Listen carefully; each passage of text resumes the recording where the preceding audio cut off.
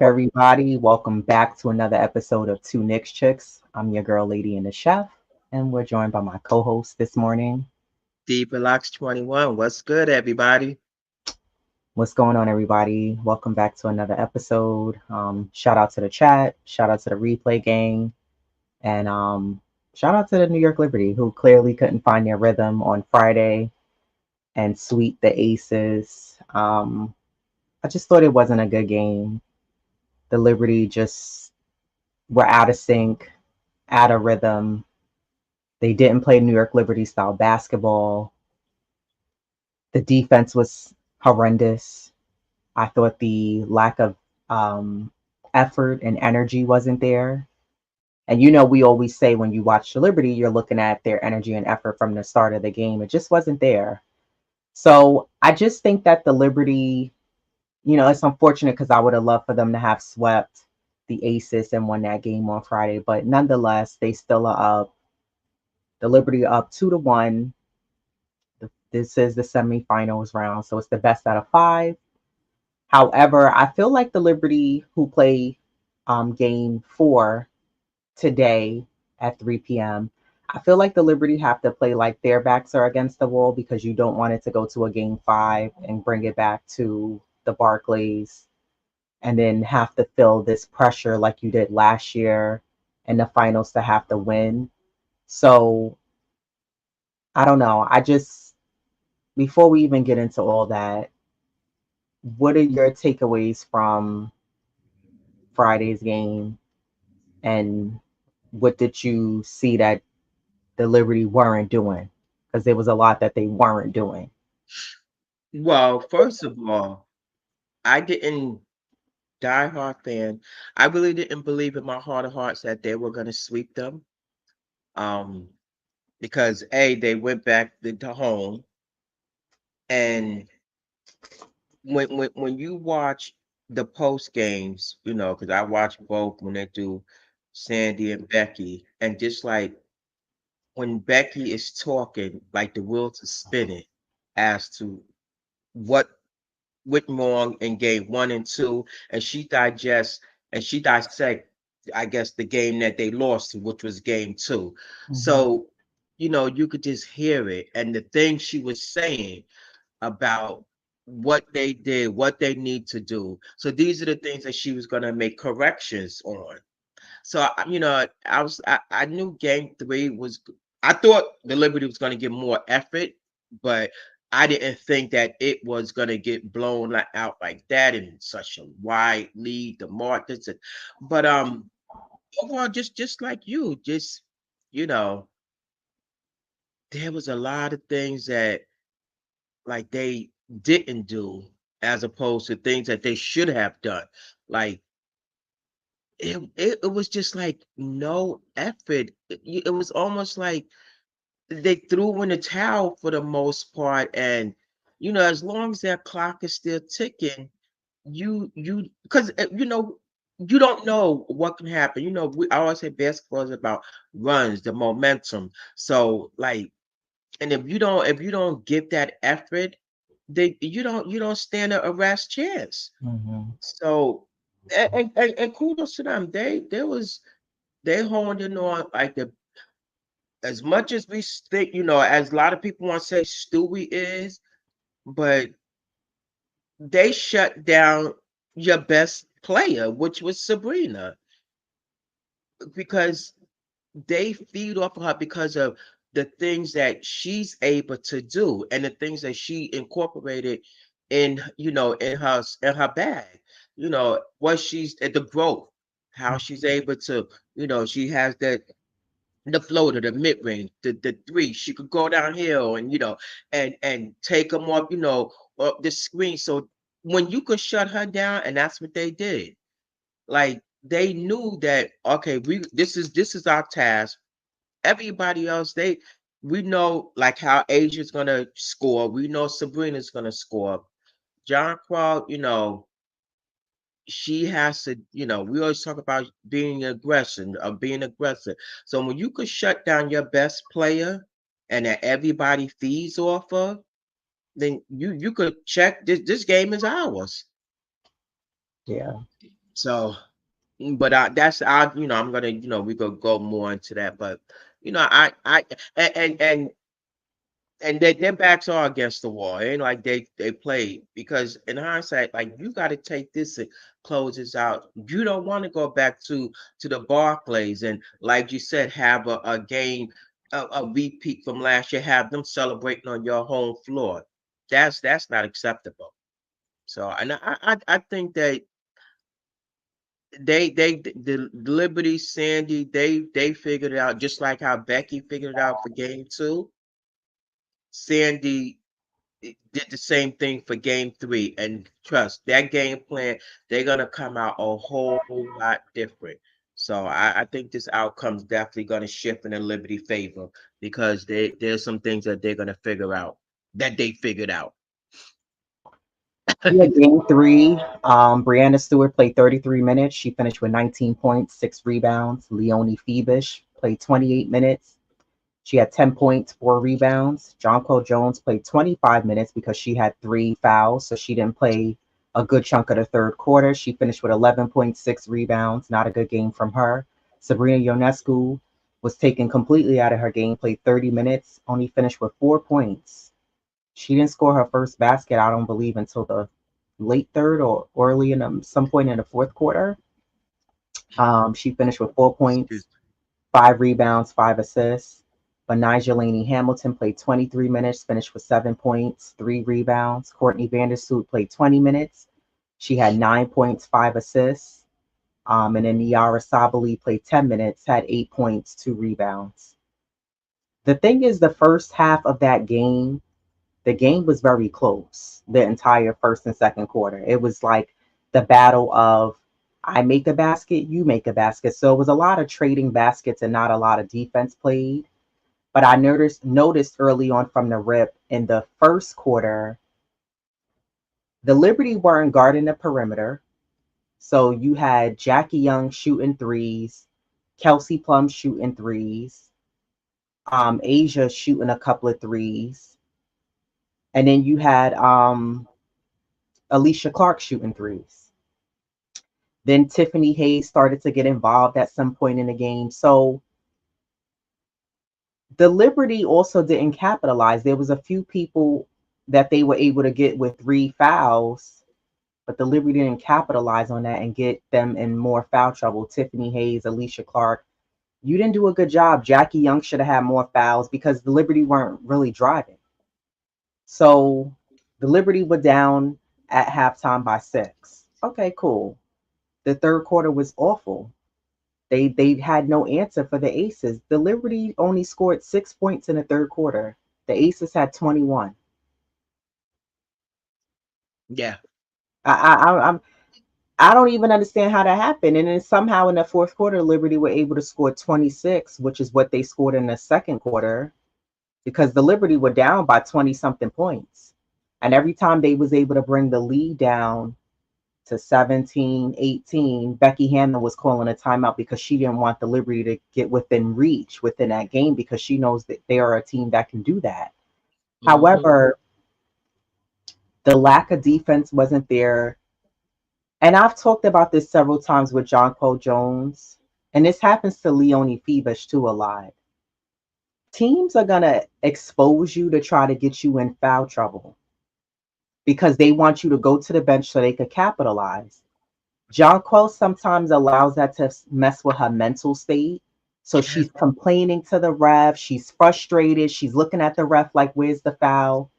Sis, just go down the other end and go play defense, or go down the other end, you know what I mean, and do what you need to do offensively. Yeah, she gets And frustrated easily. yeah, then there was a lot of, the Liberty was settling for the threes. I'm like, y'all not making them. So why are you continuing to shoot threes? Stop doing that. I hate the Knicks are they do this too. Like, stop settling, drive. There's another aspect of the game of basketball besides chucking up shots. It's just a bad like thing to keep doing as a team. And then I saw at one point, which was very painful to watch, was Jonquel Jones kept shooting threes. Why? Why? I don't like when she plays at the top of the key too much and she's shooting too many threes. Like, it's great that at her size she can knock down threes, but when you're shooting too many, It's not good because now you're not even allowing Asia Wilson to have to challenge you defensively because she's like, all right, I'm gonna leave her there and I'm gonna wait under the basket Exactly. and when she misses to grab this rebound so we can go fly up the other end of the court and get an easy bucket in transition. So the Liberty just didn't do a great job defensively. They were especially third quarter. I don't know. Then they had 10 turnovers alone in the third quarter. Yeah. Well, At some point, they couldn't even get the ball in. Well, they were able to get the ball in, but it was very close to a shot clock violation. But it was just too many like stupid ticky tack. Like, what is going on? Like, is this the beginning of the season? Are we a team that they just put together and we've never played together? It was just a lot of like out of sync. We're not playing together. Um, and I thought that sure, I to me don't think that Sabrina's the number one player on the Liberty. I do believe that is Brianna Stewart. And I say that because even when you listen to, not even just listening to, but the narrative is always, which it technically is, it's always, and not, I don't think it's just because they're MVPs. I think that holds a stronger stance, yes. oh But I yeah, think that yeah, Asia Wilson and Brianna Stewart are at the calibers that where they are within their game yeah. and their Well, I career. agree. But I think that when you look at, unlike the Aces, when you look at the Liberty, it should be Brianna and Sabrina. That's their like their go to, and then you have John Quell. But I talked about this a lot in that um what's her name? Brianna Stewart, she can't always do everything. Like she needs help. Yes, she scored a quiet, it wasn't a good game from her either. It wasn't good from anyone on Liberty, but she had 19. But sometimes we've seen that throughout the season where Stewie will give the Liberty like a good amount of points, but it's low production from everyone else. And that was also the issue with this game was that you didn't have production from everyone else in their roles, playing their roles well. One of the key persons that we spoke about was Benijah Laney Hamilton. Like we need her to be a little bit more aggressive offensively. She's another one. Like you go into the basket, you're getting nice mid-range open looks, and then you're hitting the front of the rim, or they're too short. And I just think that you have to put more oomph into like the shot. That's a whole nother conversation. We've brought that up before in the show. But I think that Sabrina and has to be able to, and we've seen her do it, but be able to give the production along with Brianna Stewart at times throughout the games. And part of what I said to you on the phone was that the Aces did a great job not allowing Sabrina to get the ball. Yes. But what I didn't like was that whoever was playing the top of the keys when we had the ball on offense, a lot of times it's John Quell on one side at the top of the free throw line, maybe a little bit above the free throw line. And then you may have Stewie, or sometimes it's Laney, or it could be even Courtney Vandersloot. So they have two players at the top of the key ready to set the screen for her. Here's the problem that I saw: the screens were lazy. Because when you saw the Aces had the ball, man, Asia reminds me of like a Joel Embiid Jokic. She's so strong. Whoever was trying to get around the screen, they couldn't. She holds her stance so well that she's not getting the offensive foul. That the defender, I mean, I saw Courtney Vanderson. Everyone was trying to fight around that screen that Asia set so well. That's the kind of screen I want to see from John Quell to get Sabrina some space. All she needs is a little bit of space. She can get the shot off. She couldn't Yeah, even do that because the screens weren't strong enough. They weren't with stance. You weren't intentional about the screen. So when you're not intentional about the screen that you're setting, she couldn't even get around anybody. They they had a guarded. Let's go to round one in the playoffs when they had Batum on Jalen Brunson. Yeah, he was pulling his jersey. He was holding him. He didn't. Nick Nurse didn't want Jalen Brunson to even bring that ball up, and that's what the Aces did. They didn't even want Sabrina bringing the ball up. Courtney Vandersloot had to bring it up. Brianna Stewart had to bring the ball up, which is fine. But like you said, you brought up a good point. Was that I think the Liberty have to realize too, whether they're gonna double team Sabrina, they're gonna double team Brianna Stewart, somebody's open. So Sabrina was also killing me. You know how she kills me when she does this. She has the double teamer come up, so now she has the ball. She likes to do that pass, and it gets deflected. It's like Mm-hmm. she's trying to throw the pass over two long arms, and the defender deflects it, and now they get it, and they'll throw an overhead pass, and now they're up at the under end of the floor. I don't know why she does that, but they have to figure out a way. And I hear what you're saying that Sandy's going to make the adjustments. I want to see it because we know the Liberty, and I've heard this several times, and with the sports commentators, they say the Liberty are a great team bouncing back from a loss, which they do. They tend to make sure they win that next game. They don't go and lose like 2, 3 in a row. But I need to see the adjustments. There was a lot that went wrong on Friday. And I hear everything that you're saying, but you have to give the Aces credit. As much as you don't want to, I'm giving them credit because they figured a way out. The in 6 tries. So at some point you knew it was coming, whether it was Sunday, a Friday's game, but then if it was Friday's game that they didn't figure out, yeah, they'll go home. So that it was like a do or die. So, like I said, I'm giving them all the credit. They shut down, okay, if not the best, the second best player. Their three-headed monster went against our three-headed monster, which was Aces, Young, Plum, and Gray. Now you got Sabrina, Laney, and Phoebish.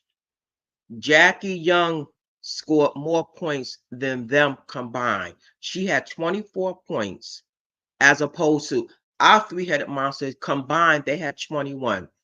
You not gonna you Plum had 20, Gray had what 10 or 11. Like so again, Becky figured it out. And as much as the Liberty tried to stay in it, their defense was so on point, and then they were clicking offensively and defensively. So that's why one of the reasons why, like I said, I kind of figured out that the Liberty, even before the game, in my heart's heart, that they weren't going to take it because I knew Becky was going to figure it out. And then, like overall, when you look at the stats, like 52% field goal, Liberty 39. 9 turnovers compared to the Aces. They had 9. Liberty had 12. Their points in the paint like killed them. So it's like Becky said, again, you go back and you watch film and you figure this is what Sabrina likes to do. This is so you knew at some point that they were going to figure it out, and their backs were against the wall. And in hindsight, it still is, but at the same time, I feel like the Liberty's back is against the wall because you don't want to come back to the Barclays and then have it come down to that last second shot like in the finals. So in a way, the Liberty, they they they have a lot right on this. Finish them out and get some rest and just wait for the next opponent. When you have Aces have 5 players in double figures in double digits, so it's like they figured it out. Now Sandy has to make that adjustment, and I believe she will. Just like how Becky made the adjustment for game 3, Sandy's gonna do that for game 4. How they come out and respond, that's we won't know until to that ball's tossed up. Um, so the Aces, they dictated the game, they set the tone. So again, the Liberty has to come out and do reverse that. They need to take what they did from game 1 and do that for game 4 because game 1 they didn't stand a chance. That's Liberty ball. Even game 2, like that's their style, and that they need to play their style of ball.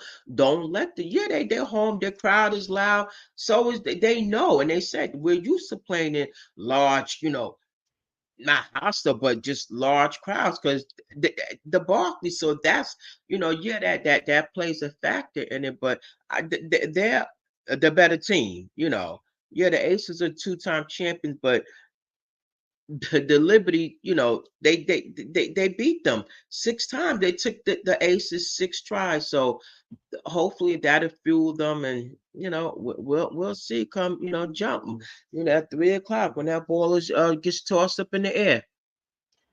Yeah, I think that is key to see how the Liberty respond. I don't really care about how many times you beat a team in a regular season. The playoffs is a different beast and a different animal.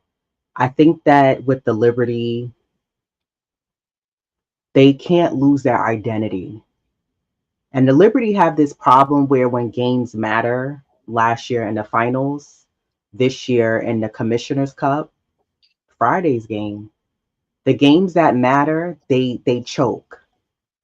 And I agree with you 100%. It's so important that the Liberty play today like their backs are against the wall, not even just to bring it back to a deciding game 5, but I think because also you want to allow yourself to get some time to rest to prepare for the finals. But I think that the Liberty don't want to become or want to have this narrative. They want to deflect from that narrative that the Liberty are a typical New York team that chokes when it comes time to winning and taking it all. And this Liberty team, this particular group, they have done that where the games that matter, they fall short. But I remember I was talking to you about how I saw Lisa Leslie was on a podcast and she was talking about how her issue with the Liberty is that they sometimes lose their identity. And this is keen to what I'm saying right now, in that you No. can't allow that to happen. And I do agree with you and I hear what you're saying in that, I didn't necessarily think the Liberty were gonna sweep the Aces. I did think that they were gonna get at least one win, but you can't allow them to get to another win today just because they're home. That means nothing. So I think that the Liberty have to figure out, they know their identity, but how to keep their identity, play to their identity, not allow another team to take them out of their game. Um, and they have to impose their will, like you always say. I just think that you can't allow a player like Sabrina Ionescu, you can't allow yourself to only have 4 points. And at the end of Friday's game, because Sandy pulled them all out, and I remember Rebecca Lobo and Ryan have been calling the games, and Rebecca, I think Ryan asked, he said, "Oh, do you think Sandy's going to pull the starters?" No, excuse me. He said, "Do you think Becky's going to pull the starters and allow the bench to come in?" And Rebecca Lobo said, "Yeah, I think she's only going to do that based off of what Sandy does." And that's the mentality you have to have. Off with the head. I'm not letting up until you let up. So we're going to keep going no matter what. And eventually Sandy did. And at one point, the cameraman got a shot of all of the starters on the Liberty bench. And they were just sitting there looking like, damn, yeah, y'all did it. The coach could only coach you. You have to go out there and play. Yeah. Yeah. And if you're not going out there performing, that's a problem. Do you think that there's a concern with the Liberty that with them dropping games that matter, there's a concern with the defensive effort? I don't really think there's a concern with the offensive effort. I think it's more of a concern with the defensive effort. And not that the Liberty are not a good defensive team, but if you watch the last matchup, and I always bring this up because I remember I said, wow, I've noticed this with the Liberty. When a team plays like white on rice, strong, matador defense against the Liberty don't play well. And I'm wondering if there's a concern there, or should there be a concern if you're a New York Liberty fan that the Liberty, I'm not going to say I don't think that the Liberty can't close out this series and beat the Aces, but is there a concern that, well, today's game, that the Liberty can't close it out? Because sure, they may make the adjustments, and the Liberty are the number one team in fourth quarter closing out games. But even Friday's game, it was a close game the first half. It was like back to back back. They wasn't any, and usually teams eventually in some point in the third quarter they're able to pull away. But is there a concern that this Liberty team they can't get through the hump to just close out and finish off games? Because I think this is one test, Well, but the finals is going to be a whole nother test. well, if they can take the number two option out of her game, i.e., they try that today, or hell, they may try to reverse and do it for Stewie.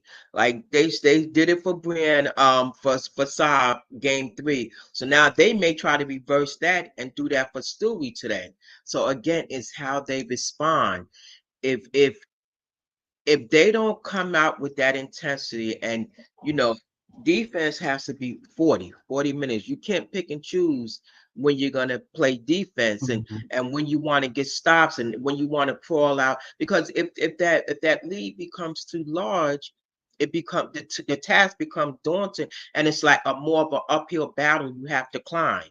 So they have to, like, there's no margin for error, or when you want to decide to play defense, they're capable of it, but it has to be on a 40-minute basis. Yeah. Like, don't because when a team take you out of your game, it forces you, and what you did in game 3, it forces you to start settling, you know, for those mid ranges, and things like that. So defensively, they have to be locked in. Um,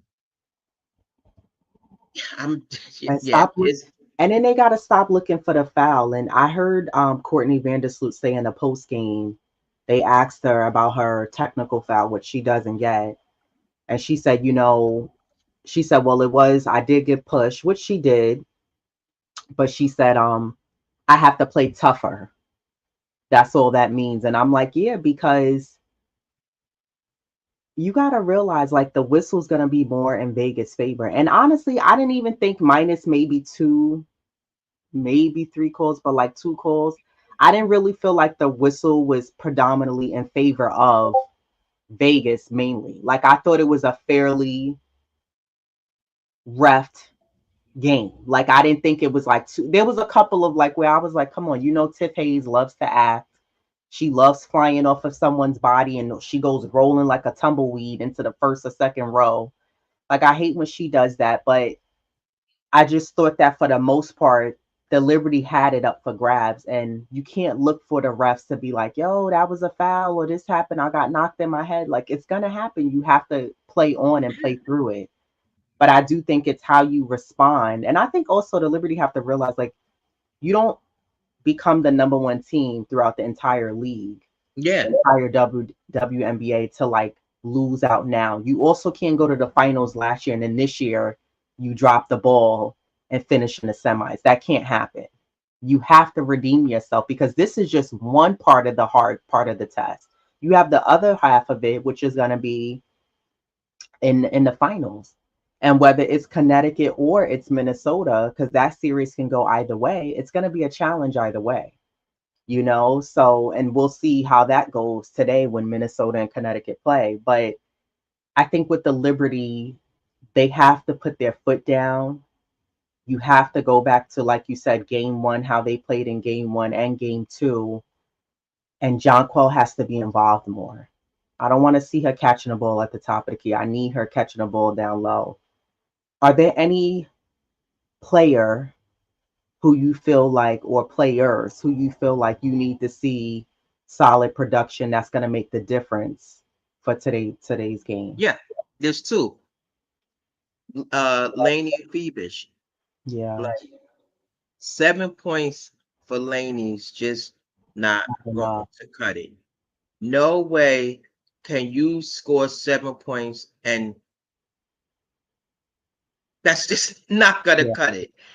And and then Phoebe, like you were made a starter for a reason, not just for your height and defense, for right. your scoring too. Like, you you were Courtney got relegated to the bench because they felt that they could use your production scoring wise. So so it's two players. And I'm not One, even going to one, mention the bench because actually the Liberty's bench outscored the Aces bench, and which is great production we got from them.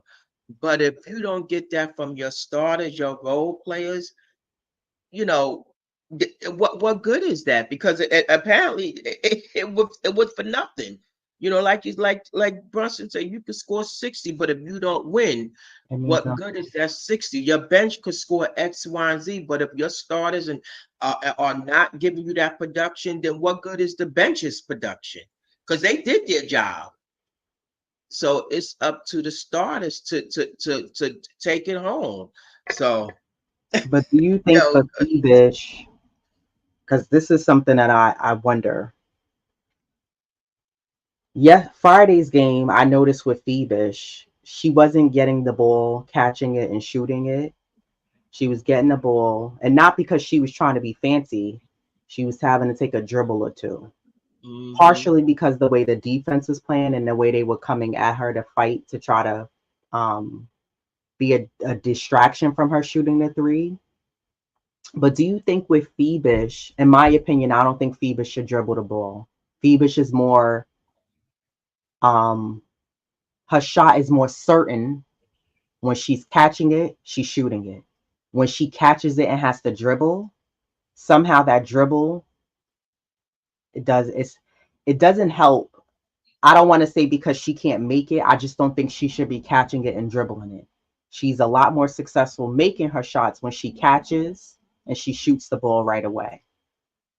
But do you think that with Phoebish, she's not getting the ball enough? Or do you think it's the offense that we're not setting the right screens or plays for her to be able to get the ball? Because sometimes I'm confused. Like when you have a shooter, like we'll go back to like when we had Grimes on the Knicks, and Grimes got the ball for the most part, but there was times where he got the ball, but he just couldn't knock it down. And there was times where games where sometimes I didn't feel like didn't get the ball as much. But then when we got DiVincenzo, I didn't see that was a problem. He was making them. He had games where he was streaky, but he was open enough to get the knock down the threes. But sometimes I wonder with teams, is it the players or is it the plays constructed from the coach that when you have a shooter as good as like a Phoebish, why she's not getting enough touches? And sometimes with the Liberty, I feel like we have games like in game one or even going back to round one against Atlanta where Phoebish was like, boom, getting the touches, also partially because the way the defense is playing. But then I wonder, is it us as a team or is it the coaching that we're not setting the right plays so that she can get enough touches? Like, what do you think that is? Yeah, and I'm gonna read off a Milkman, and I'm gonna address that Laney thing, Milkman, you put up in there. But I think it's a combination of both. Like she does, like because like she's a catch and shoot, but you gotta her spot. So you know what I'm saying? If it's in that corner, because we know that's the shortest, length to the three. So fight over the screen. So and you know what I'm saying? So and it's a combination of both. And also the offense is not particularly ran through her. So but this is where coaches need to put like a decoy, like because they're gonna lay off of her because they're like, oh, oh we wasn't expecting this. So sometimes the coaches, their mindset, because they got these three head stars. Well, don't forget about the other players. You know, utilize them. So I think it's a combination of both. She's not getting the touches, and then you know, like she's a catch and shoot. So utilize her off the screen, and I wish Sandy would do that more because we know what she's capable of. She yeah, don't just but yeah, she's a winger, she's a defender, but she can also score. So I think it's a combination of I both. don't And I don't think she gets the ball off of the the screen because the way the Liberty don't space the floor well. Like the Yeah. defender's too close, so if you pass it to her, a lot of times if you notice, Phoebe she'll get the ball and then she kicks it right back to who passed it to her, which Hmm. I don't understand why she does that either. You know what I mean? I get the whole unselfish ball. And I do think that she's a lot more successful in the shorter three-pointer, but I do believe in confidence Phoebish can shoot it anywhere along the 3-point line. But I personally think where the Liberty could hurt the Aces this afternoon is if they play smart, whether you're Stewie, Courtney, Lainey, or Sabrina, if you drive and then kick it out to her, you'll be successful. Instead of trying to do, I'm at the top of the key, we pass it to the right. Whoever catches it at the right passes it back to the top of the key, then we pass it to the left. I don't think that's successful. And sometimes, if you notice, when the Liberty has the ball on offense, they stay stuck on one side of the floor. You ever notice that, like where Benijah sometimes is playing the point? So I seen two on Friday where Benijah's trying to tell, for example, like Phoebe, she's like, get on the block. And that was another thing I noticed too. There seemed to be miscommunication on the offense. Like a few times I saw Courtney, Benijah trying to tell whoever, like, yo, go down low. And they're standing at the 3-point line. What? What? Don't y'all practice? Like what? I don't know what happened on Friday, but the miscommunication was there. But the Liberty have this habit. Sometimes they're stuck on one side of the floor and they're trying to get out of it. Now the shot clock's at 7, 6, 5.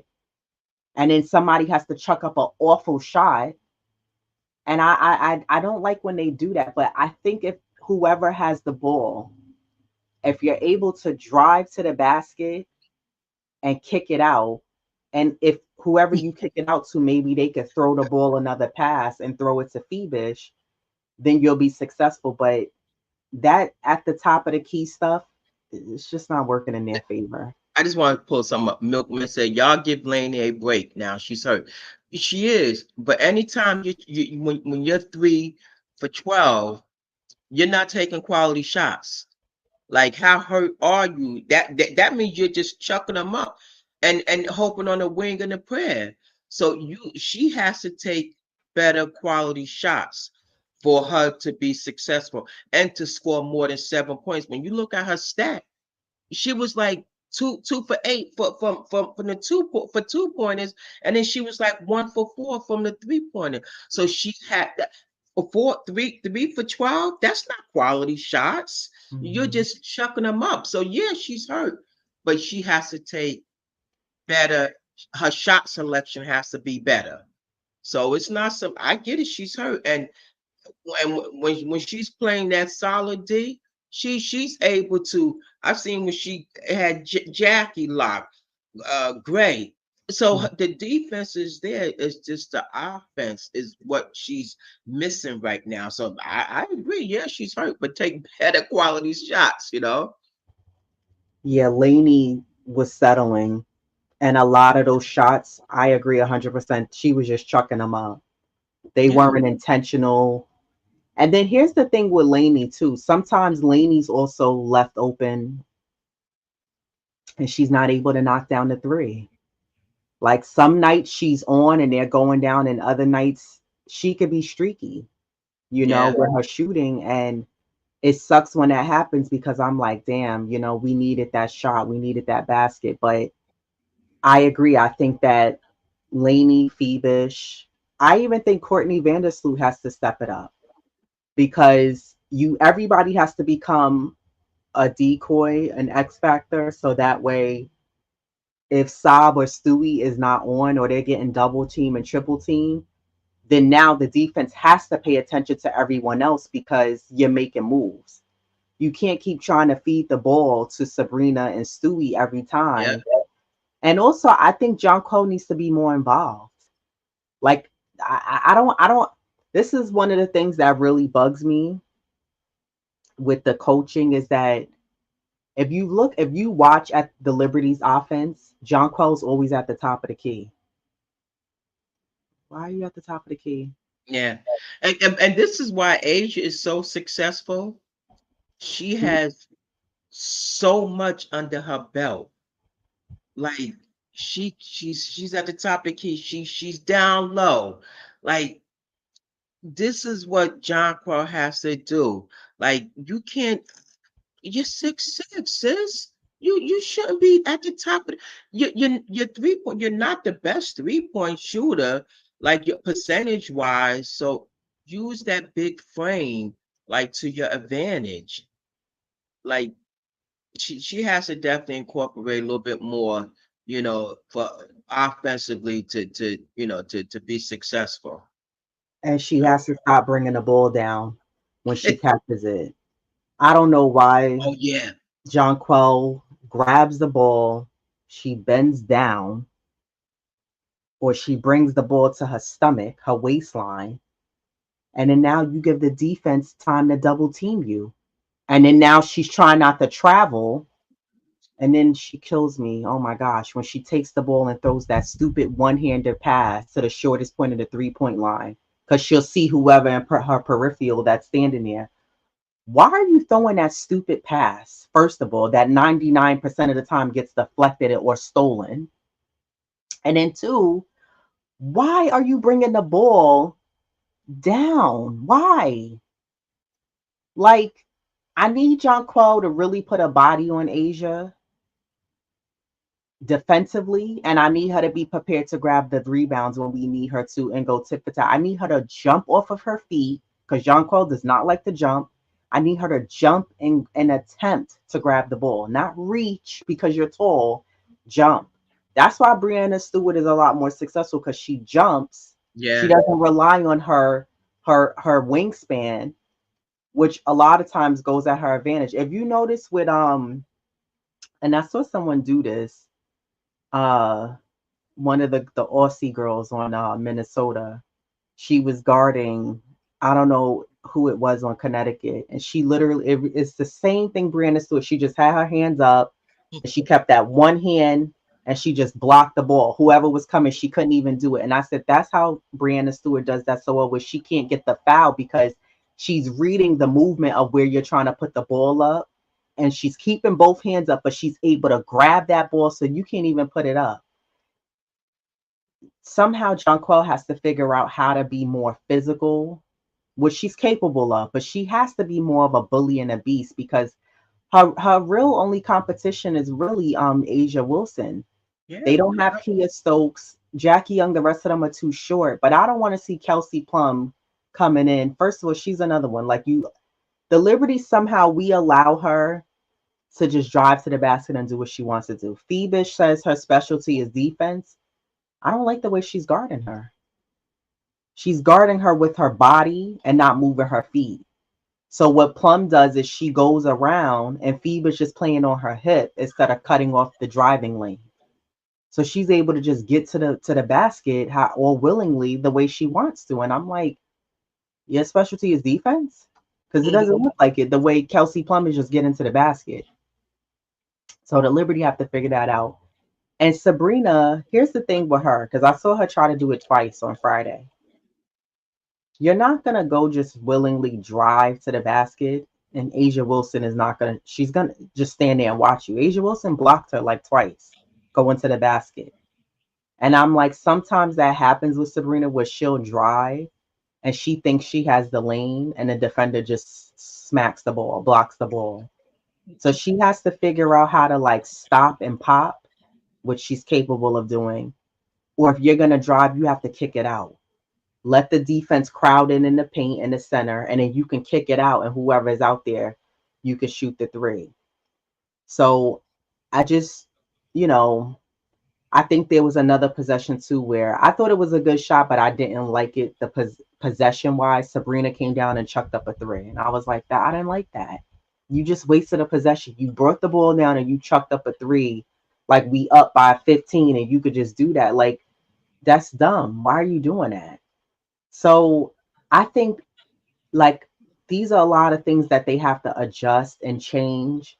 You got to clean up the sloppiness. Less, it has to be way less mistakes. You can't afford to have turnovers and mistakes and I didn't catch the ball or I'm going to bounce pass it to you, but you're cutting to the basket. But I thought you was going to stand there when I threw the bounce pass. Like these things can't happen. I saw Brianna Stewart. I could tell Brianna Stewart was really pissed off. At one point, you know how after when someone gets fouled and the WNBA teams huddle up really quickly like they do in college. And I saw Brianna Stewart look literally moved her face to each one of them and said, "Wake the F up." She said, "Wake the F up. What are y'all doing out there?" I love when the cameras are close because I'm reading lips. She was like, "Wake the F up" to each one of them. And they was just looking like, Brianna Stewart's a champion. She knows what it takes. Yeah. It's not new to her. She's true. She knows what it takes to win that chance. So she's looking like, come on now, what y'all doing? What are y'all doing? You looking sloppy. Like she said in the first two games at one point in the huddle, I saw her say, clean it up. She said, tighten up. That's what she said. She said, tighten Yep. up. In You're looking game real two. loosey and y'all getting too comfortable. I don't care that we're up. Because it's true. Y'all didn't do anything yet. Yep.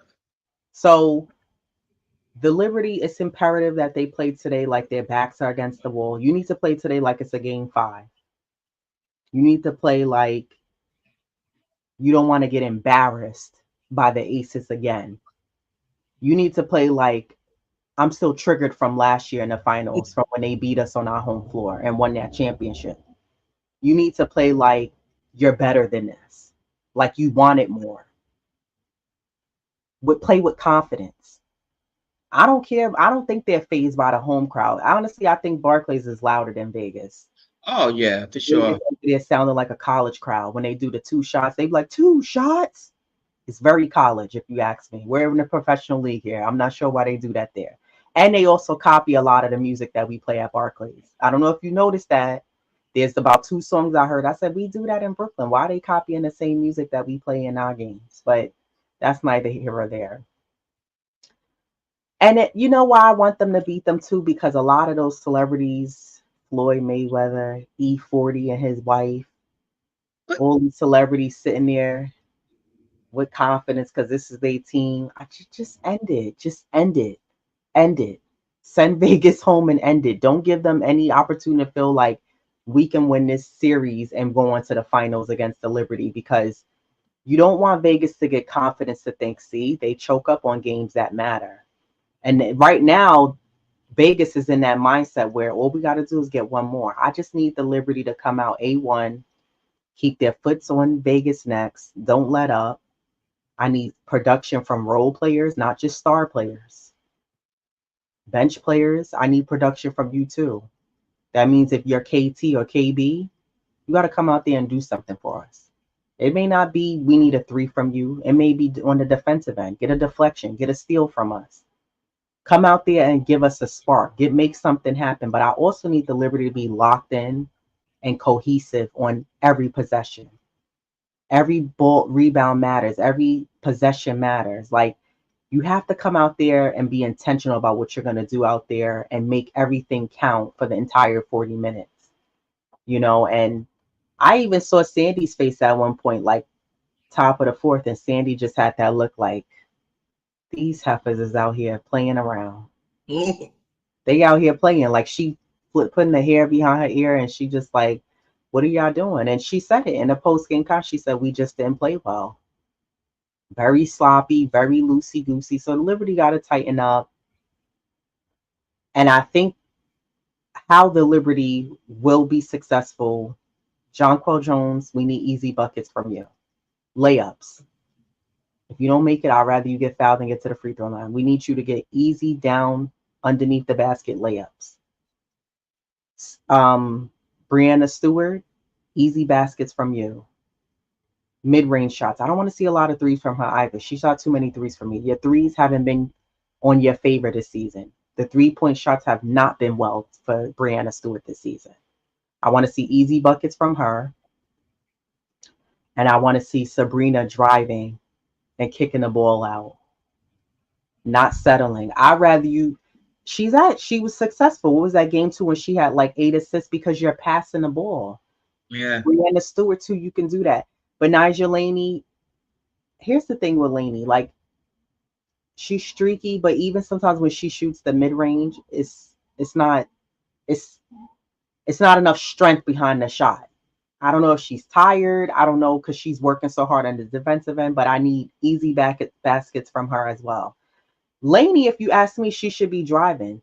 Here's the thing. Sometimes I think she don't know if she wants to take a mid-range, or sometimes Lainey likes to get the ball on the block and she likes to do a post move because she likes to use her footwork. But sometimes with the footwork, the defense can read it because it's not as smooth. But Stewie needs to be more involved offensively. I didn't feel like she was as involved offensively on Friday. She needs to be more involved. You have to, if you have to take control, you have to take control sometimes and put the game in your hands. I'm not saying to be a bull hog, but I think she needs to be a lot more aggressive offensively for this game today. And I think Phoebish somehow needs to, I don't know.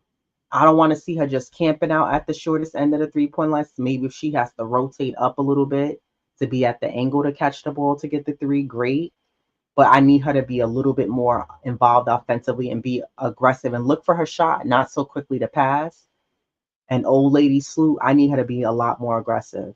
I didn't feel like Courtney Vandersloot was as aggressive as she was in game. I would say two, because game one she was good, but game two she was really aggressive. So Yeah.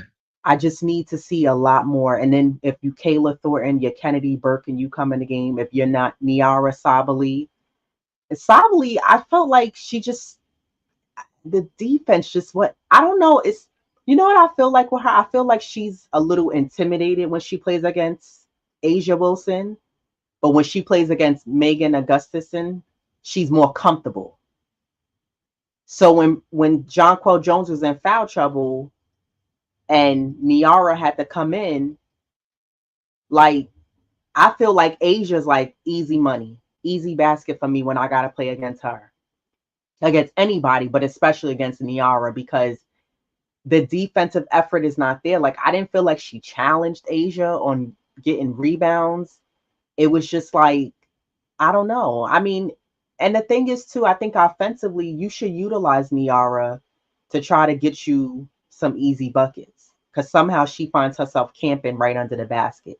So if you're smart, you could pass her the ball. She just got to make sure she make the layup, which she's gotten better at this season. But I think that's why Sandy doesn't play her a lot of minutes because the matchup for her versus Asia, it's just not a good one-to-one matchup. But if your other bench players coming in, you have to do something to be productive in this game. That means whoever's guarding Plum, you got to tighten up. I don't like the defense that's been on her. I don't like the defense that's been on Jackie Young. Like Jackie Young hasn't even been playing well since the All-Star break, and all of a sudden she's finding her mojo because the defense was trash. That's why no one was guarding her. Chelsea Gray was out there shooting threes too, and she wasn't throwing them Harlem Globetrotter passes in Brooklyn. All of a sudden they get back to Vegas. She throwing passes over the back and in between traffic because the defense. You allow her to just throw any Exactly. old kind of trick passes. I don't want to see her doing that. Throwing the ball between people's legs and behind her neck and giving it to Asia. Asia doing an easy layup. Like I don't want to see that. You have to tighten up the defense. So I don't know if they need to make adjustments with that. Like maybe the double team too. That was another problem with the Liberty. Like I thought Friday there was too much double teaming and the Aces always had somebody open. Sometimes there was two people open. And I'm like, why the Liberty double teaming?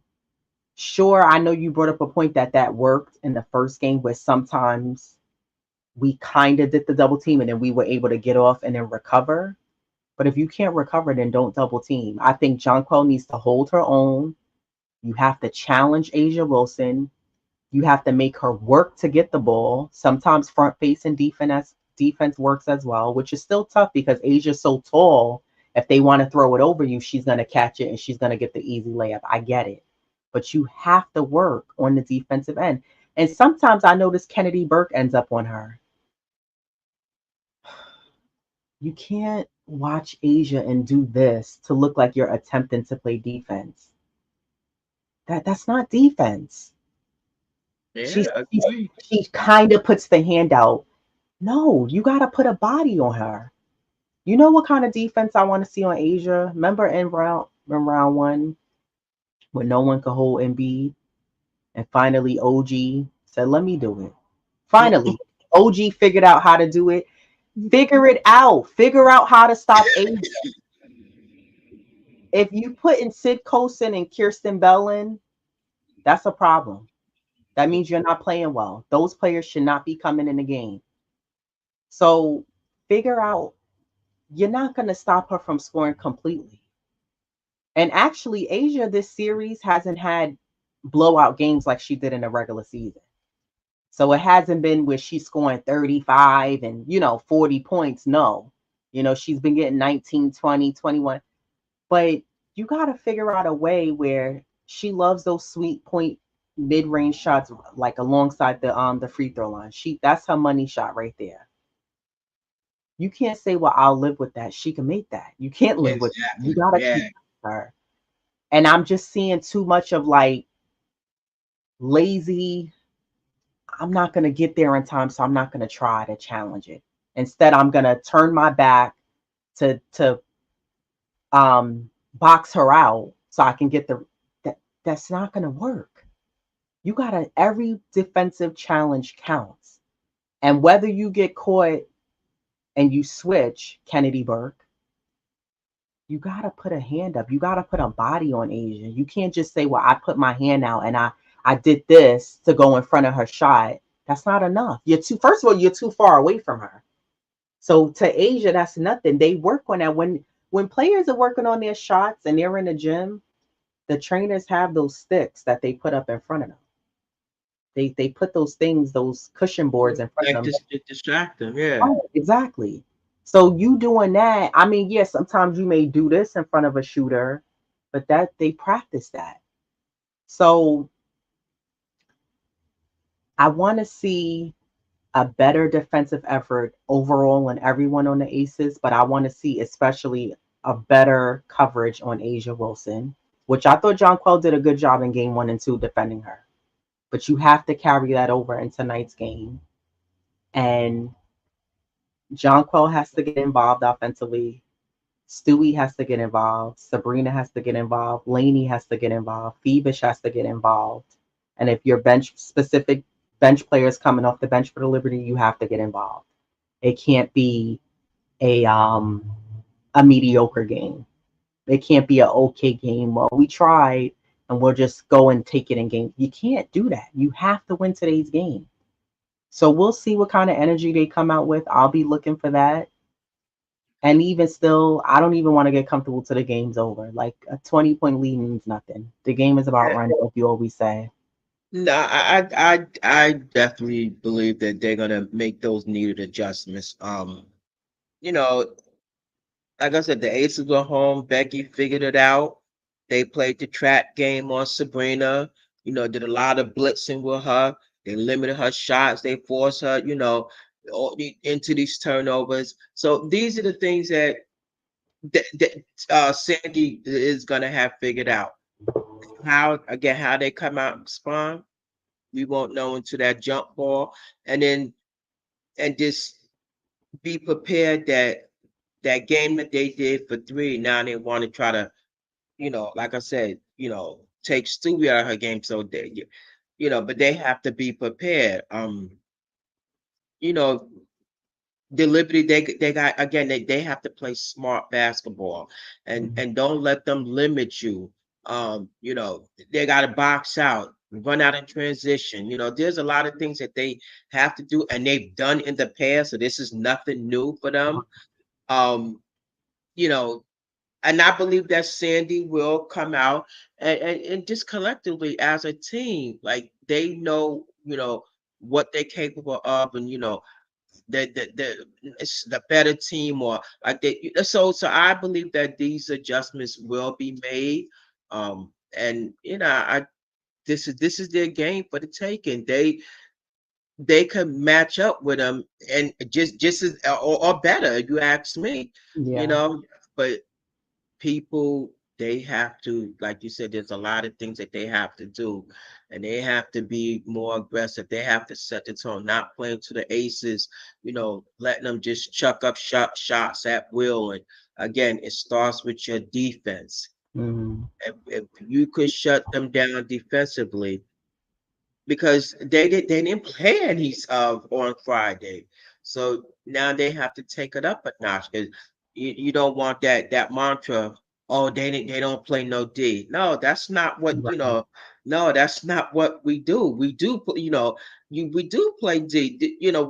So yeah. Again, this is things that they have to just hone in on and take care of business today. Yeah, I think one player specifically that really needs to she needs to come out with a vengeance is Sabrina.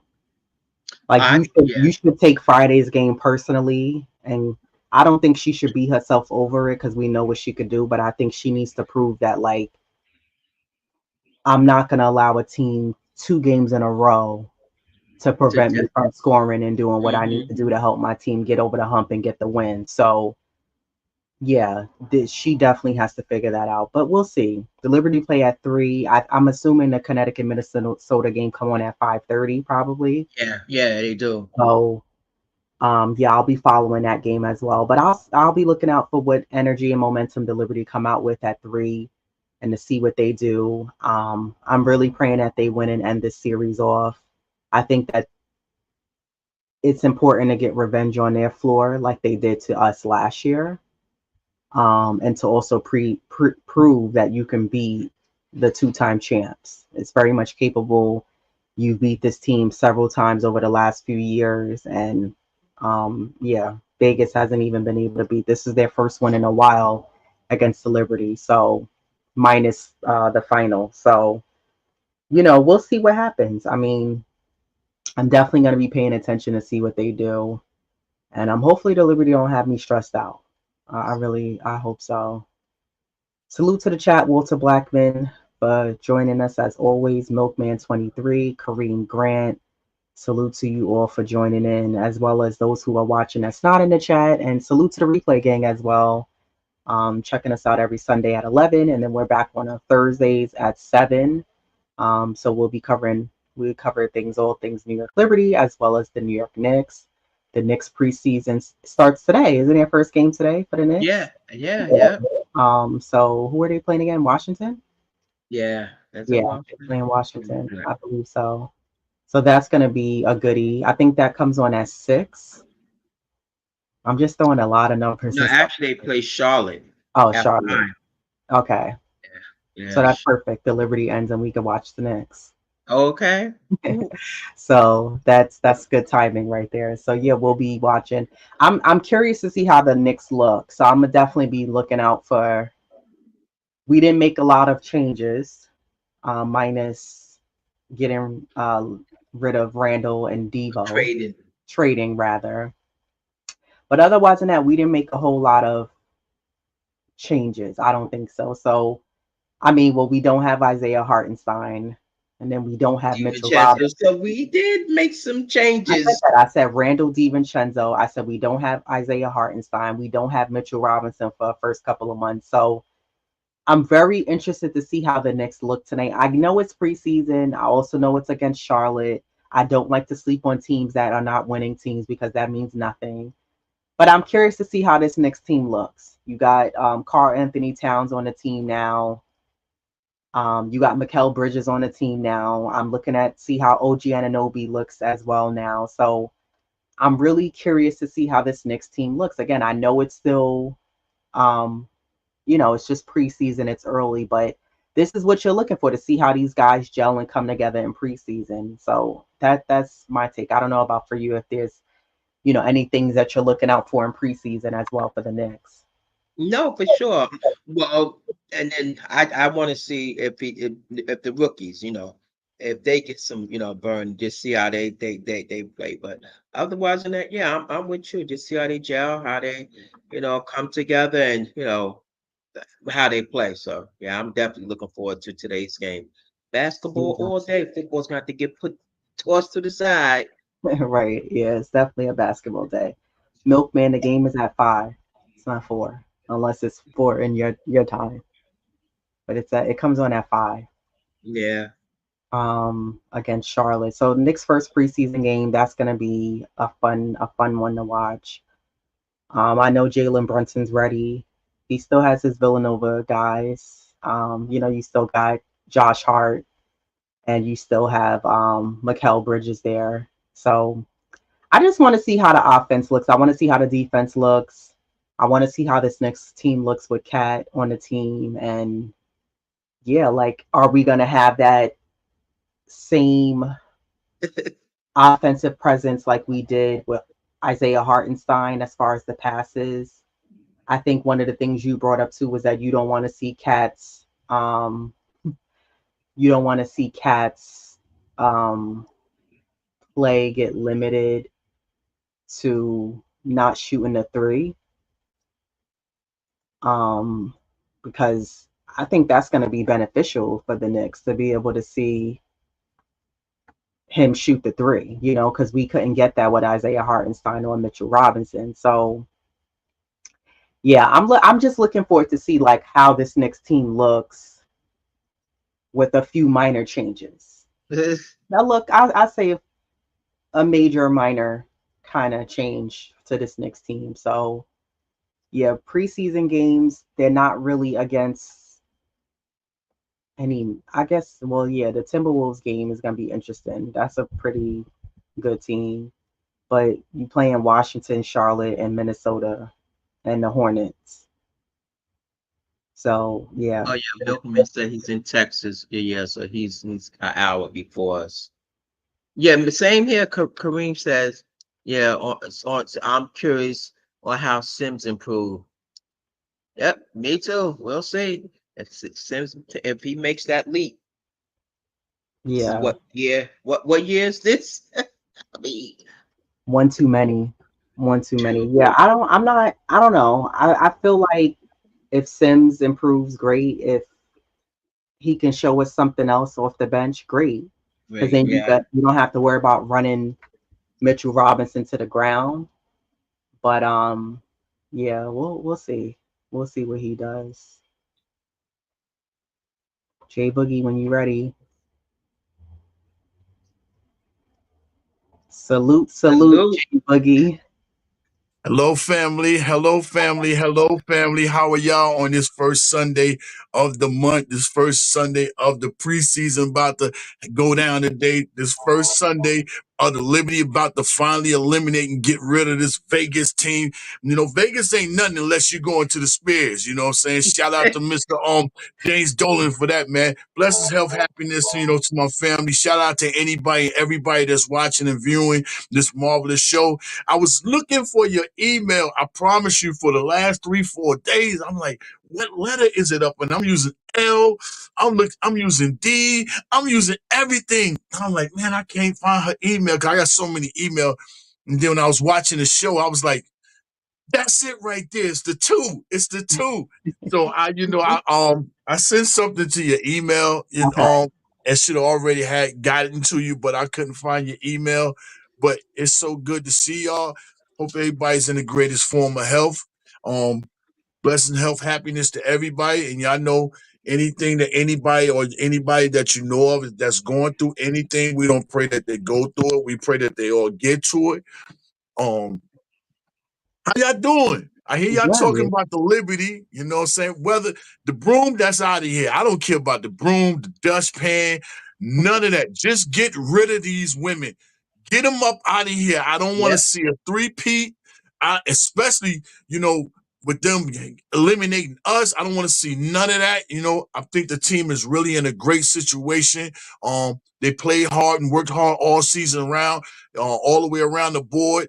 And this is our chance and our turn, right now to bring something special to the city of New York. And that's shout out to them Liberty girls doing everything they've been doing. I always say that's the only team over there playing in the Barclays. I don't know what the other thing is, you know what I'm saying? But best believe when the Liberty win that championship this year, the doors will be open for ping pong tournaments, indoor track events, and all that, unless the Knicks is visiting their other home, you know what I'm saying, inside the city. But shout out to everybody. How's y'all doing? Diva Locks, yeah. Yep. Lady of Chef, yeah, in the building. What's happening? We're We good. good. We're good. I saw your music video yesterday. Um, Okay. I forgot whose page it was. Was it? Was it still Knicks fan? I think somebody was playing it. Did I send you the link, Monique? No. Oh, okay. Yeah, man, that thing was fire. Yeah, that song, man, it was. It's out pretty much all over the YouTubes and Instagrams, the Twitters, but y'all have it personally inside your email. I'm real happy about the song, but it's the first single off this J Boogie presents the Knicks in the booth. But I did it with a video, and I'm also dropping another video today. So really at work, really been at work. Shout out to my man Julian Plum for the, you know what I'm saying, for him editing the on season video, which it should have been already out before the it should have dropped before the weathered storm, but we had some technical difficulties going on in the editing of the video, meaning like, we made a major trade. Julius was swapped out for, what I'm saying, Oh, Mr. mm, Towns coming to the midtown, and Dante going, you know what I'm saying? They Vikings now. They Minnesota Vikings, you know what I'm saying? They some dirty guys now, right now. But shout out to them guys, man. I love and appreciate everything that they done and helped and provided for the city. I wish nothing but the best for them all and their for sure. families and their journey as they move forward. And and I wish nothing but the best for our Nick team with Towns coming over here as far as our future and our journey. So I think both sides, they really got, what they wanted and what they liked. You know what I'm saying? The fans is mixed emotions about it. Some don't like, some do like, you know what I'm saying? But I think, if you just understand what Leon Rose is really, really doing and what his aim and his goal is. In fact, y'all in New York, when you look outside the city of New York out your windows, or if you're just out there, going to work. If you're just out there in the world, you look around, there's all types of constructions, but a lot of people didn't know that for the past few years, they was walking right by Leon Rose. He was out there with a hard hat, with some Timbs and everything. What he was doing was putting his New York Knicks up under complete construction, reorganizing what his plan is, what his direction is. And I'm glad that everything is happening for this guy. You know what I'm saying? I've always been saying this is the best office personnel we don't had since, you know what I'm saying, whenever. I love what Leon is doing. I love his whole staff, everybody, what they're doing, the coaching staff, the team, the organization, the fans, all the podcasts, the Twitter spaces, whatever it is. Fan how you want to fan, but just know this is the first time I know in a long time where we know we got something bubbling. Coming Yeah, into last season, we knew we had a good team, but coming into the season this year, it's very high expectations, for this squad. Everybody's feeling, championship or bust, you know what I'm saying? I say championship is on the way. I'm going to let it be known in one of my songs. Already got my rooms reserved in club quarters for the month of June. I've been saying what was going on. I feel championship is right upon us. I just ask for the God, the great, Almighty, the one that sits high and looks down low. Just bless us with a complete and healthy season. And yeah, everything else would take care, you know what I'm saying, is part as far as being on the court. Just let us be healthy, you know. You know what I'm saying? We healthy, we real scary. It's spooky. Halloween is around the corner, around the door. It's get ready to be real spooky. But I look for high expectations with the team, the squad. I love Towns coming. Excuse me. I love Towns coming here, and he's following right behind the great things and the great situations that Leon has brought here all the way back to Derrick Rose. That rejuvenated his career when we traded for him. So you see what happened when Josh Hart came here. It just turned his whole career around. You see mm, Dante when he came here. This has been the best season of his career ever. Nothing's not even said about Julius, you know what I'm saying? That's a totally different Julius that was not on the Knicks, that became over here on the Knicks. Three-time All-Star, most improved player, all two-time All NBA, things he done for the city, and everything like that. And what more can I say in the words of Jay-Z? Jalen Brunson, this is his best career that he's had, far as playing in the NBA. It's with the New York Knicks. So everybody that's come here, their careers got turned around and amped all the way up here. You know what I'm yeah, saying? right here in this city. So I look for towns to follow that suit.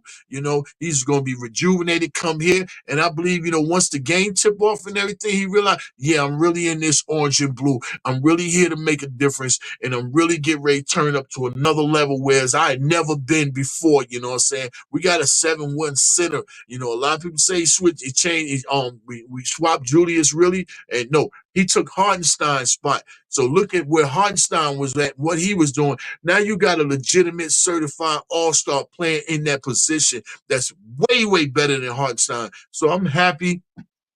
I'm turned up. Me and my family, we get ready to ride out. I'm sitting right behind the Knicks. I'm right in their ear, and I need to talk to Mr. West and Mr. Rose anyway. You know what I'm saying? Because y'all see what I'm doing. I need to be performing on 12 noon. On 12 noon, we back 12 in that 2/5. That's Christmas Day. When I say 12 noon, we playing at 12 o'clock. 12 in that 12th month of the year. That 25th day of that 12th month. I need to be spitting that Christmas anthem this year. 4 years with that song up and running. So, and I put it all the way across the board. Ain't nobody more consistent far as with this music, repping this New York Knicks far as, you know what I'm saying, music. Some rappers, they do bars here and there, but I'm really dedicated to this orange and blue brand. I'm dedicated to the fan base. I owe it all to y'all that made me be the person that I am, all the way rocking with the Knick Fan TV, and I'm still rocking with that. I'm rocking with any and everybody that has something to do with this orange and blue. I don't care where you at, what city you at, what city, what country, where you from, what your color is, none of that. What YouTube, Twitters, I don't care what it is.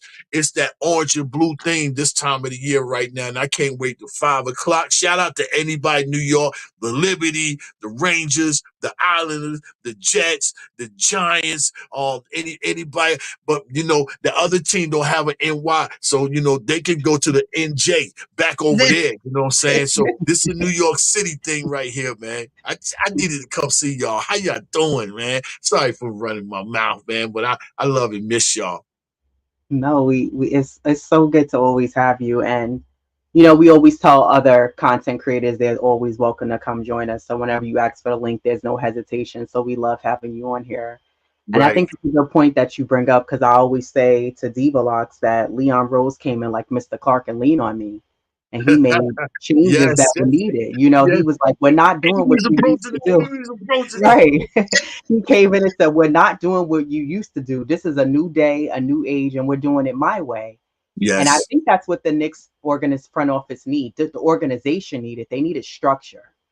There wasn't structure and leadership about exactly who we want here, what direction we're going in. And the Knicks were Mhm. just all over the place in previous years. They were just taking anyone. It looked like they were just taking anyone off the street.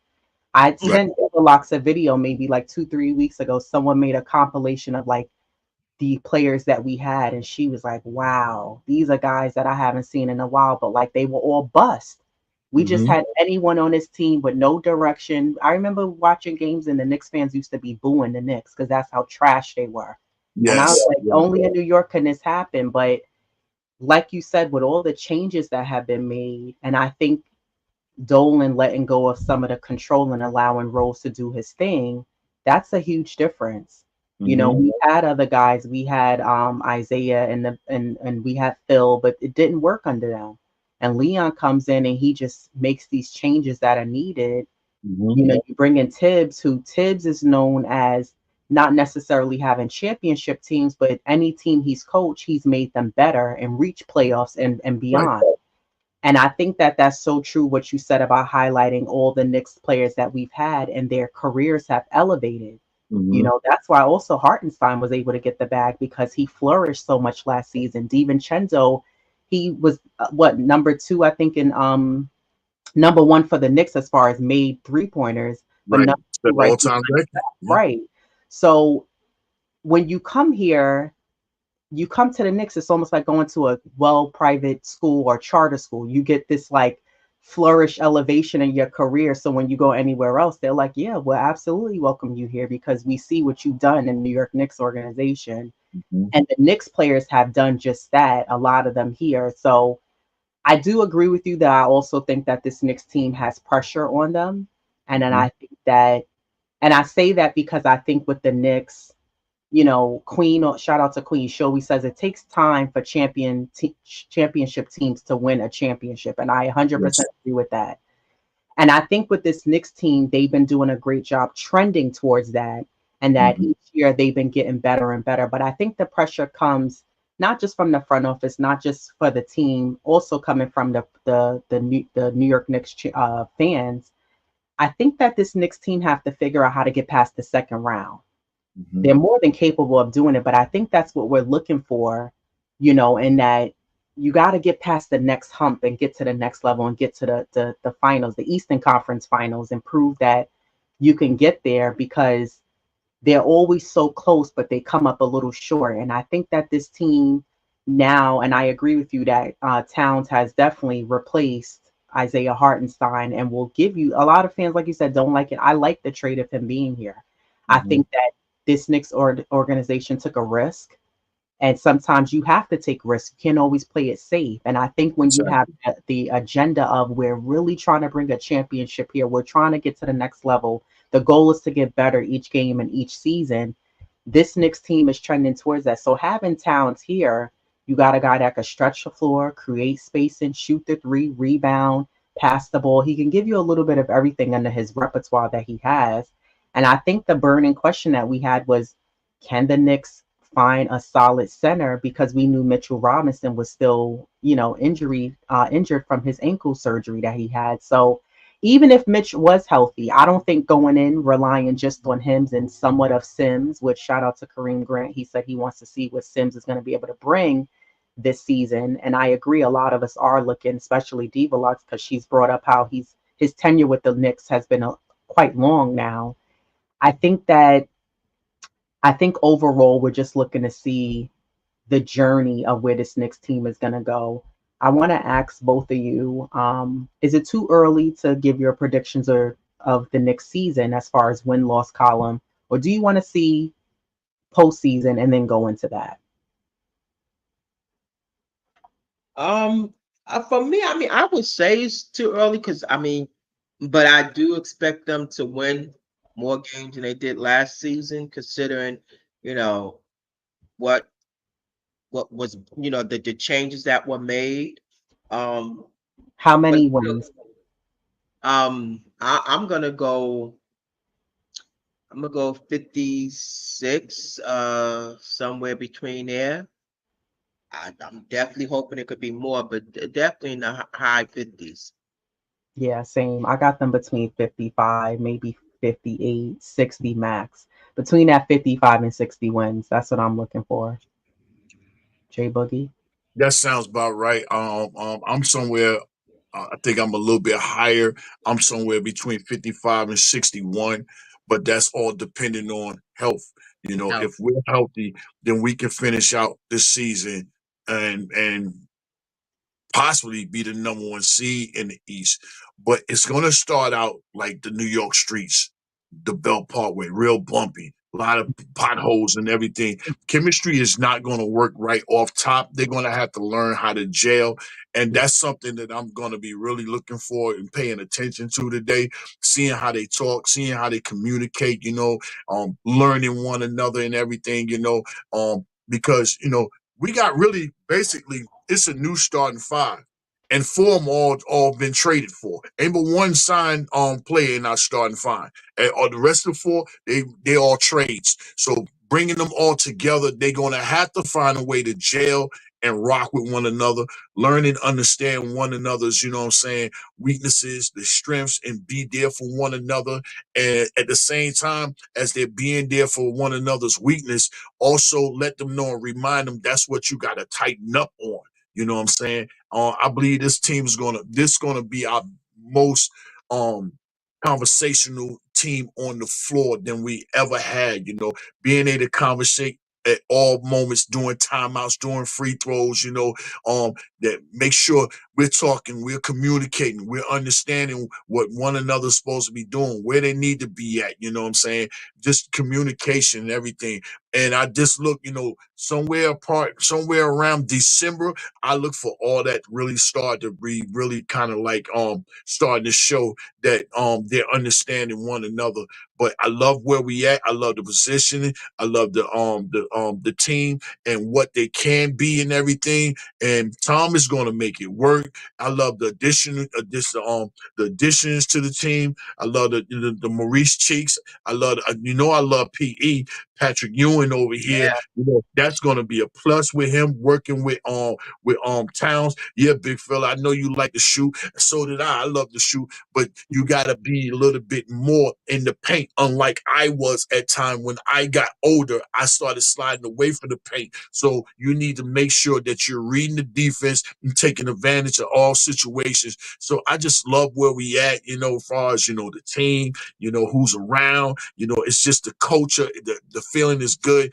And I'm on board. It's championship or bust. Leano threw it all in. I'm diving all in. It's championship or bust, but that doesn't mean if we don't win a championship, we're still not in position for the Yeah. following season. Like you talked about them steps that has to be made. I remember when Boston, when they won the championship, the best thing I heard from them, all the speakers on that team was when White said, we earned to be right here because we took the proper steps all season long to get to this position, which is a championship. So then I listen to that and reflect upon and go back, since Leon been here and since his own squad and everything, we have been taking the proper steps, you know what I'm saying? Not slowly, but in a speed fast situation. He's just leaning us into the right direction. The culture is strong. The fan base has always been what it is, So I just love our demeanor where we at right now, far as this thing of ours. And you're gonna have a problem dealing and playing against the New York Knicks, especially if we healthy all the way around. You know what I'm saying? That's the most important thing is health, and getting to the finish line. It's a marathon, you know what I'm saying? To try to get to June. And so we got to make sure we're not trying to work out just for the sprints. We're not no Usain Bolts. I need man. Shout out to Anthony Donahue. Every year he's out there running in that long marathon around the whole city. That's what we need to do is get to the finish line, you know what I'm saying? Safe and healthy, more importantly than anything. And it started, during media day. Don't start it there. It started media day when the doors open, when you found out what the players are and who they are and what they want to do, what they've been working on, what are their goals and everything they had going on, you know what I'm saying? I love the tandem, you know what I'm saying? That wing stop, aka London Bridges. I love that right there with them two guys right there. And we got Josh Hart, and it's, man, I'm so ready. I'm so hyped. I'm so amped. I'm ready. I can't wait to get to Charlotte. I'm about to get ready to leave probably about another hour and a half at the most, if so I need to be there for the full stint. I need to be there for the shoot around. I need to be there. I need to be seeing everything that's going on. Wes, come here. Let me talk to you. I ain't seen you, heard from you, you know what I'm saying? Since I told you, you know what I'm saying, Leon and Wes, in that on season for the summer league. And I need to be around this team right now. New York, stand up. New York, we here. All the way here. Exactly.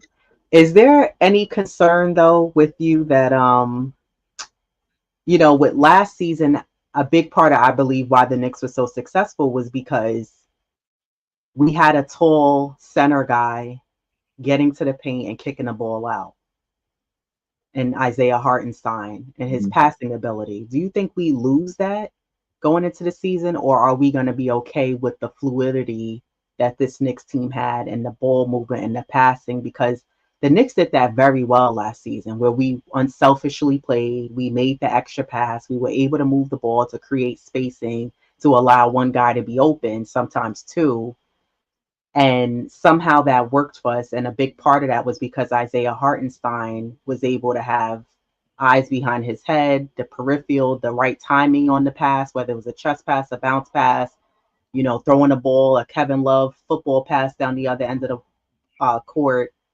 Do you think that we lose that this season, or are the Knicks going to still be able to pass the ball as freely the same way we did last season? This going to be a better passing team. And you got and with Towns up there, it's even we got a better visual up there because number one is Hartenstein only really like to shoot that that ball from up there if it was like 2 seconds or left on the shot clock, or if he was shooting a free throw and he was Yeah. just a step or two inside the 3-point line. Now you got a guy that's completely stretches the floor. MB, come here.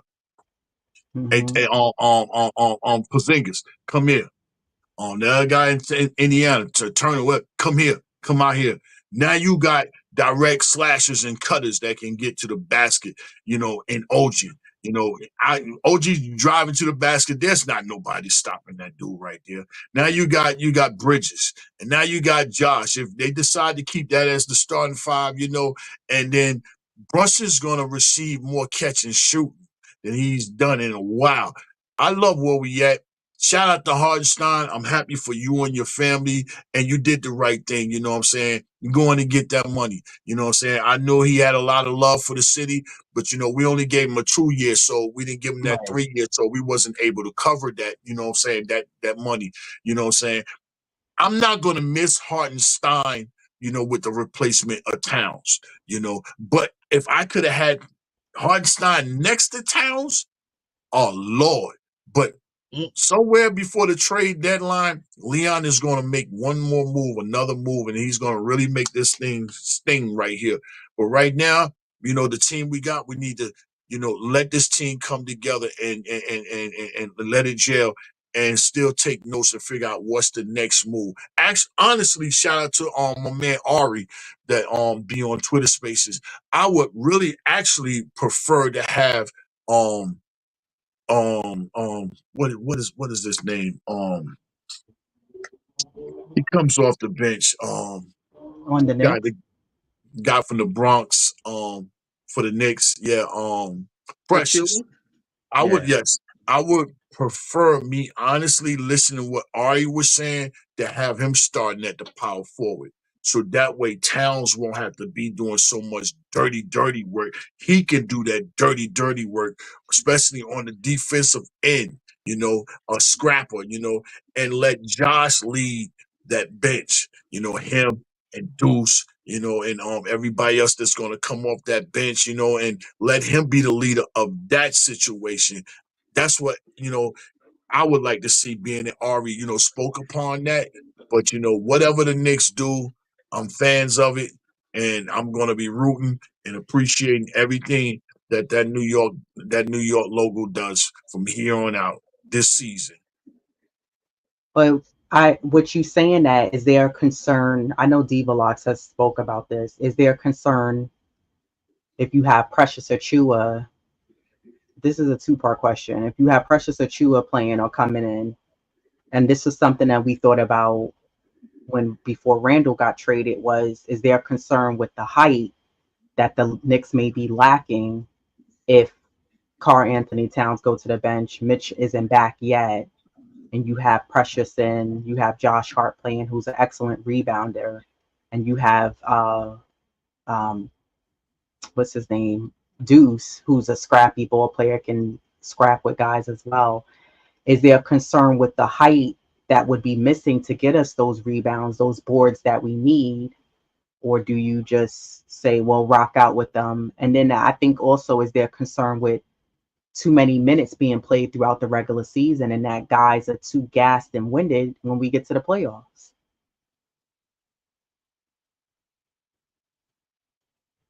Because if we go small, now you don't really have that tall Mitchell Robinson or Towns grabbing the boards for you. You don't have Randall there who can play bully ball.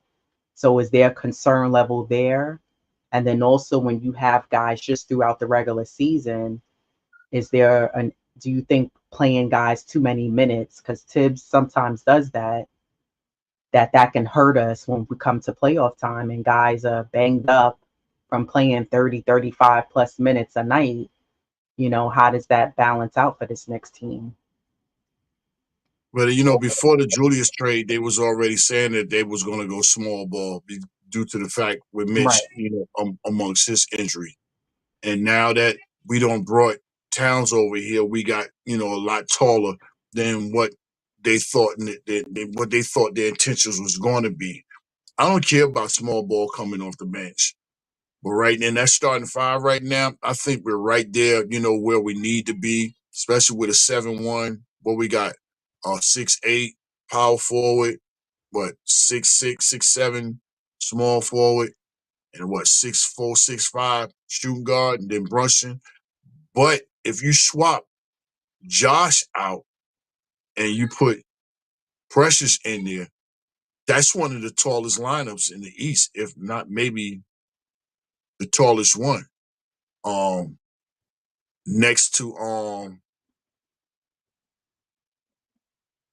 I think we right there be neck and neck far as with Indiana. You know, Philly ain't got nothing but Embiid. Everybody else is small themselves. And Porzingis is not in Boston. And Orlando is 6'10". Mm, Um, so I'm not really I'm not really worried about far as the height or anything, small ball, tall ball amongst for our squad. But I would like to see another fit, at that position, another big coming in from somewhere. And in fact, I don't even need no. Matter of fact, y'all already said, Sims, you gotta. I don't care nothing about your braids, your headband, and none of that shit this year. None. Excuse my French. None of that. This Yep. is Sims' time, for him to make a mark and get a check. Dude, yeah, you need a check to secure yourself, you know what I'm saying, for now of your future and your family, dude. You gotta come in, you work hard, and make a difference, he's big, athletic, 6'10", jump out of the gym, you know what I'm saying? You just gotta be up here with the game. Yeah. mm, Understand the game here.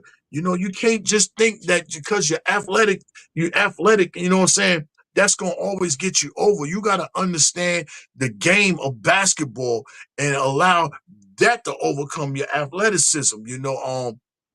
Like that guy they was thinking about trading for that used to play for Boston. He over there in Portland. I didn't want to see that guy over here with the bad knees over there. We already got a guy that's athletic and do those things. right. A little mini Antonio McDyess and Sims. He just gotta believe in his game, believe in his work ethic and everything, and go out there and perform.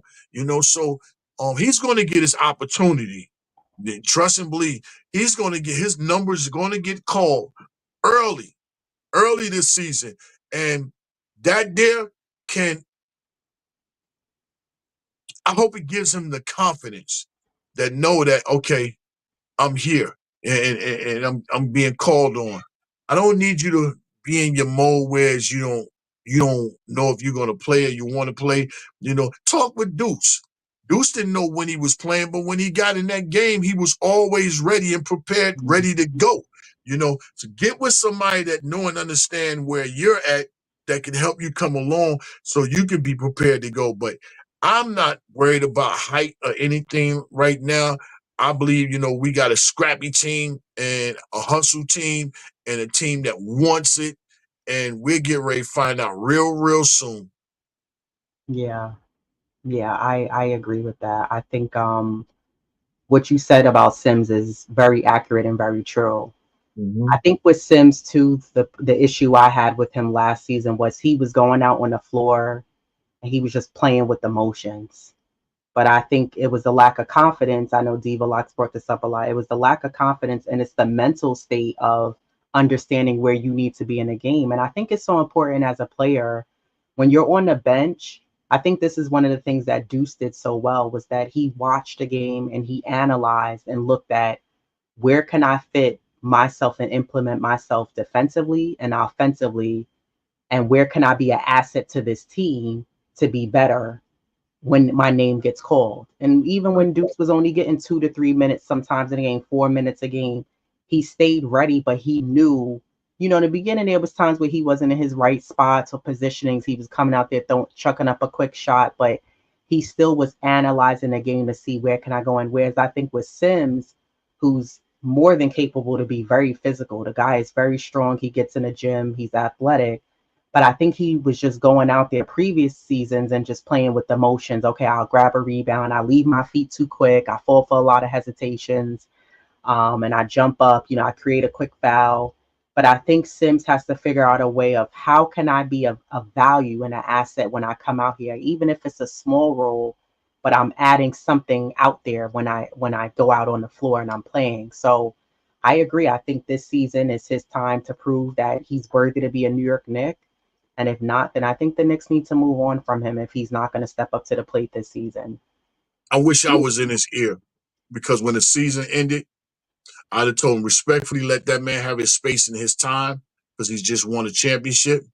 But as soon as he start going in the gym and working out, dude, you need to go hang out with Al Horford. Yeah, Because his game reminds me so much of Al Horford when he was in his youth days, just athleticism Mm. and, jumping out the gym and everything. How he quickly changed his game around and became the person that he is. They took time, his game has been like it is now probably since like 7 years ago. He been right. playing how he played now, but he's just getting older, so he's getting a little bit slower. But far as, him being compared to body frame and everything, athleticism. I really looked at Sims and Al Horford far as their younger days, far as comparison. But hey, he gotta want it. Nobody's gonna give it to him. He has an Exactly. opportunity to make it happen for, what I'm saying, more importantly for himself. If you do it for yourself, you can always do it for anybody else. When you do things for somebody else, you don't do as much as you should have done for yourself. Put self first, believe and have faith with it, and know that you are your own roadblock and pursue and conquer your own dreams.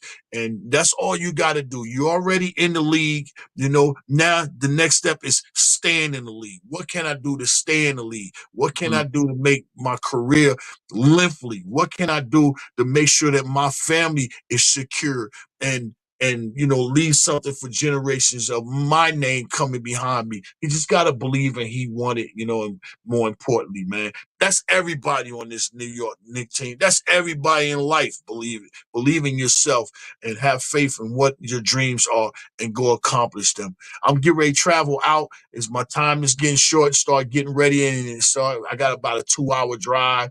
The game is at 5. Now I'm in Raleigh and this game is in Charlotte.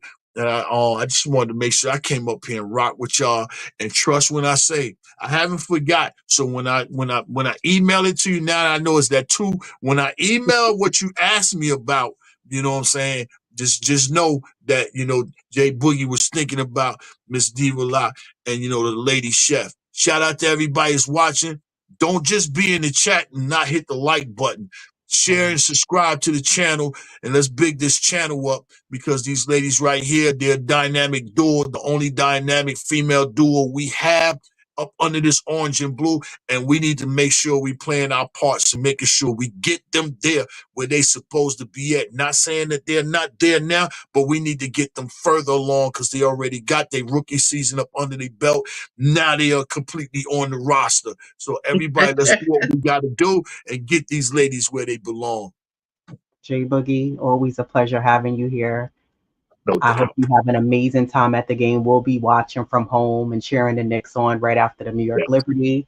Always Yes. a pleasure having you here. And we'll actually play the video on our Thursday's episode. So we'll definitely blast that out for sure on our channel. I appreciate that. And share it on all your streams. Yeah, for sure. Share it on all your For sure. streams, We'll your put it on our Instagrams, Twitter as whatever, well. social media. Hey, say hey, Diva Lot. Hi, Oh, Steve. Hi. Say hey, Lady Chef. Hey, Lady Chef. Tell them what How we are do. you? Hit that like oh. button. I'm liking this subscribe. Okay. Tell them where we going today. The basketball game at night. Now, who we going to see?